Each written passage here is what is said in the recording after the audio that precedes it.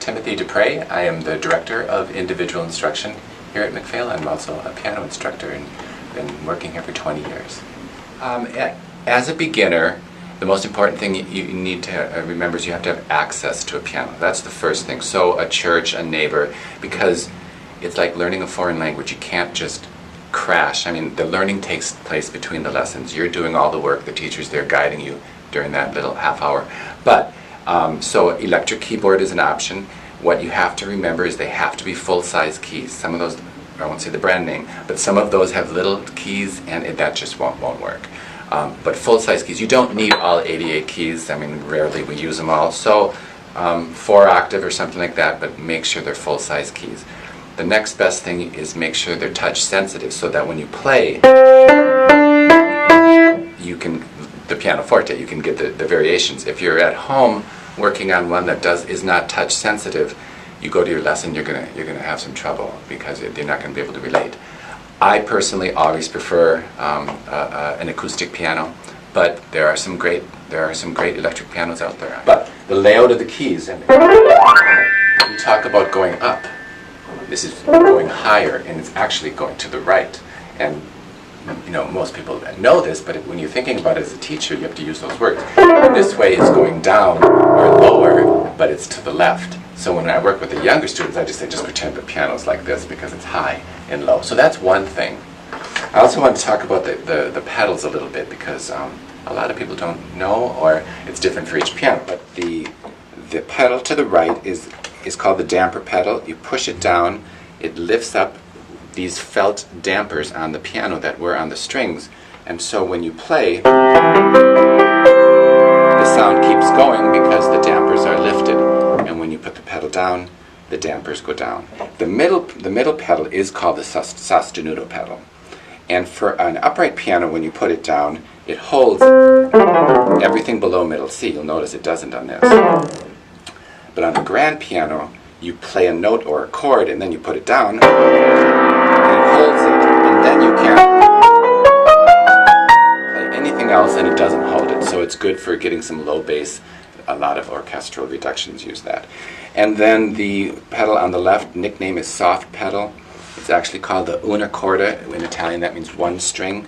On a grand piano, you push it down, the keys move a little bit, and so when you play the key, the hammer only hits one of the 3 strings in the piano, and the result is a softer sound.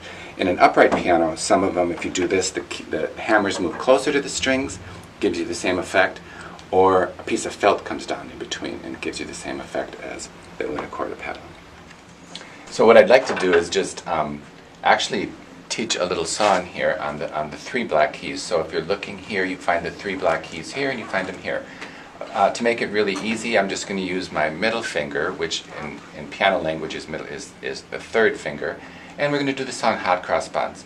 Hot cross buns, hot cross buns, 1 a penny, 2 a penny, hot cross buns. And in a first lesson, I would just go over and over that and just kind of point. I'd have the student play it, and I'd point.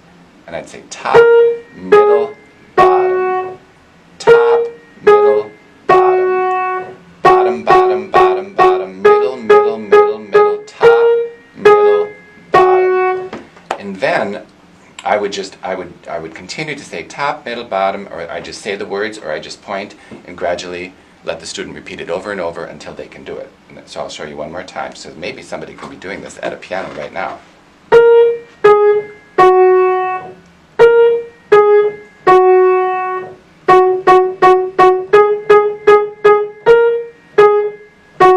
And if that's easy, if the student's able to get it, there's a very easy accompaniment. You take your snapping fingers, 1 and 3, and you put them on the outer 2 black keys. And it's called the black key chord.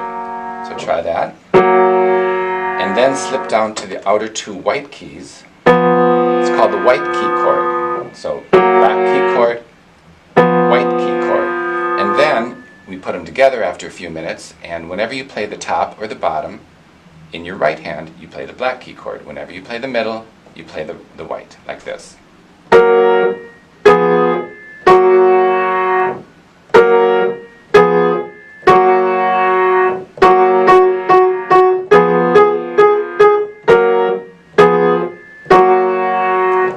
So imagine going to your very first piano lesson and actually sitting down and playing that. The teacher's going to think you really know what's going on. And I'll talk a little bit about the letters, because I think it'd be a good thing prior to a first lesson to study a little bit and know about the letters.